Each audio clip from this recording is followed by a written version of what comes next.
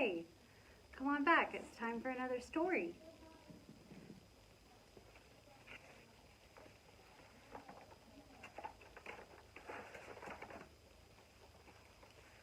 So lately, I've been telling you stories about the earth and how it came to be. And we've talked about plants and animals and how they came to live on the earth, and even the story of how human beings came to be. But the story I want to tell you today happens after human beings had already arrived. And no one can be sure when this story happened, but we do know for sure that it is true. When men and women first lived on earth, they needed many things. Food, shelter, and clothing are just a few. This was a long time ago, though, and no one could go to the grocery store or the market. There were no houses or apartments to live in, and even so, the earth had been prepared for humans. The gift of a larger brain and imagination were important because they could search for food and find the things they needed to build shelter.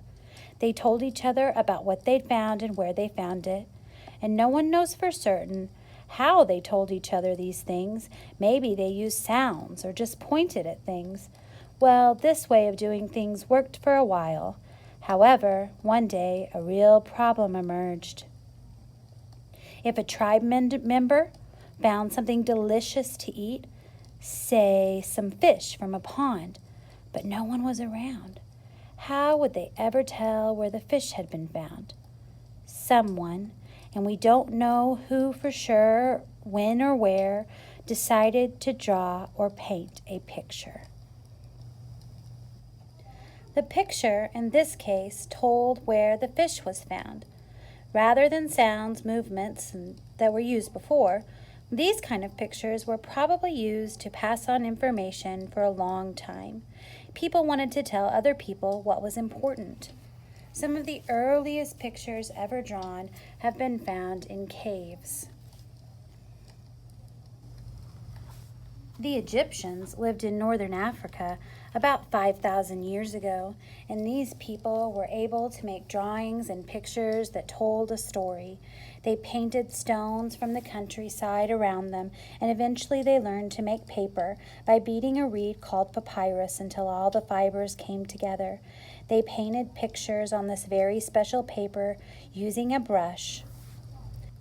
The same time the Egyptians lived in North Africa, another culture of people named the Phoenicians lived around the Mediterranean Sea north of Africa. The Phoenicians were great traders, and they traveled by boat all around the world to sell things, but they had one particular item that no one else sold. What was this special item? This special thing was a purple dye like we use to color cloth. They discovered that a special kind of sea snail contained in its shell a bit of bright red coloring that they would use as a dye. The Phoenicians gathered many sea snails by the millions and crushed them to make the dye. Since the dye was hard to get, it was very expensive, and it became known as the Tyrian purple dye and was the color used by royalty. The Phoenicians liked to keep the recipe for making the dye a secret. Now, the Phoenicians traded with the Egyptians. The Egyptians had already begun using symbols to represent sounds and words. The Phoenicians were so clever, they decided to borrow the sound pictures from the Egyptians. They needed these to record all the trading they were doing with other countries and with the Egyptians, and these new sound pictures made it much easier for people to know what was being communicated. They didn't rely on pictures to tell a story. You probably remember when you first learned the sounds our letters make. Yes, it was probably when you first touched the sandpaper letters. Our letters are more like that of the early Romans. They were the first, along with the Greeks, to call letters an alphabet.